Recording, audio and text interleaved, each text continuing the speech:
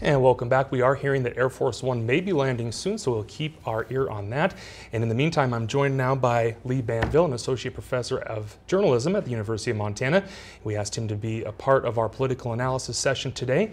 Welcome, Lee. Thanks for joining us. Yeah, thanks for having me. Yeah, so earlier in the broadcast, you probably saw all the protests going around throughout Missoula.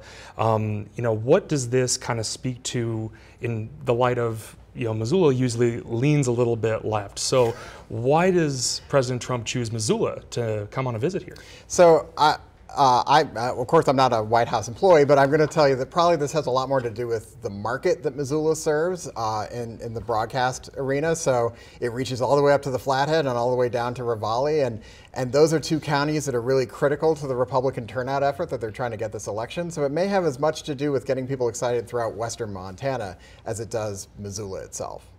Definitely. And in this race, Senator Tester has gained a major advantage when it comes to funds raised for his campaign. Yeah. Do you think that that plays into President Trump's emphasis to get out here as many times as possible, not just him, but also his son, Donald Trump Jr., and the Vice President, Mike Pence? Well, I mean, Tester has almost 4 times the amount of money as Rosendale has had in this campaign. And so he's had this innate advantage when it comes to advertising and paid media. And so all of these visits by Donald Trump and Mike Pence, as you mentioned, what that does is it actually grants Rosendale a lot of free media, because now we're all talking about the president coming and we're all spending time listening to the messages that the president and Matt Rosendale have to give to voters. And so it's a way of actually really leveling the playing field, and it's actually, I think, been fairly effective in sort of boosting Rosendale's efforts to get his message out.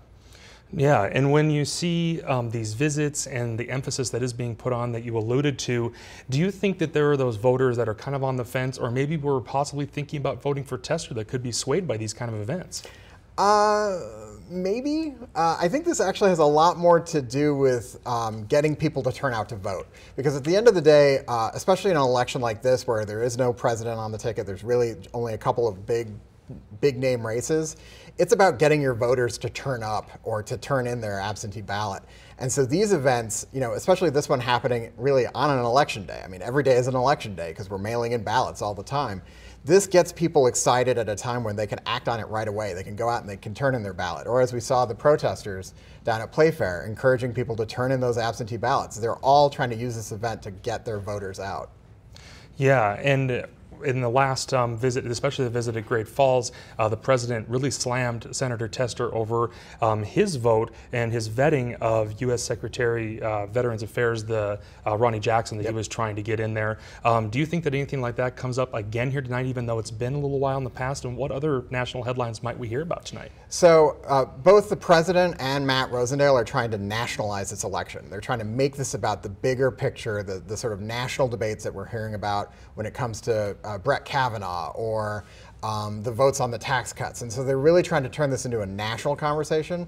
And really, John Tester wants this to be about Montana. And so what we're seeing is, I bet you'll hear Ronnie Jackson, I bet you'll hear Brett Kavanaugh, I bet you'll hear about tax cuts and immigration reform and all of those things again, because they really want to hit those national messages.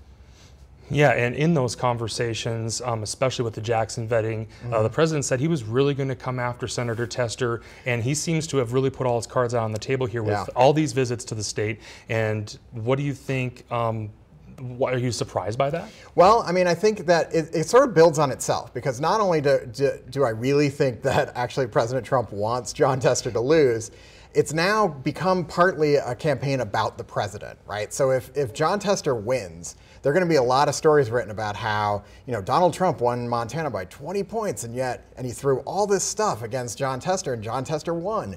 Is that a loss for the president? Is that like it's going to hurt him politically?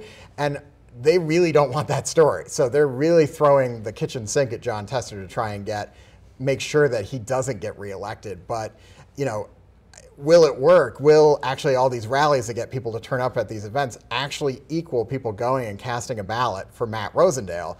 That we're going to have to see. I mean, it's a big step, but it's one that's smaller every time, because now they can try to turn all those people who go to Minuteman Aviation into voters today if they can. All right. Well, we are keeping our eye out for the Air Force One to land. It should be here shortly. In the meantime, we will go to break, and we'll be back shortly with more coverage coming up here on KPAX.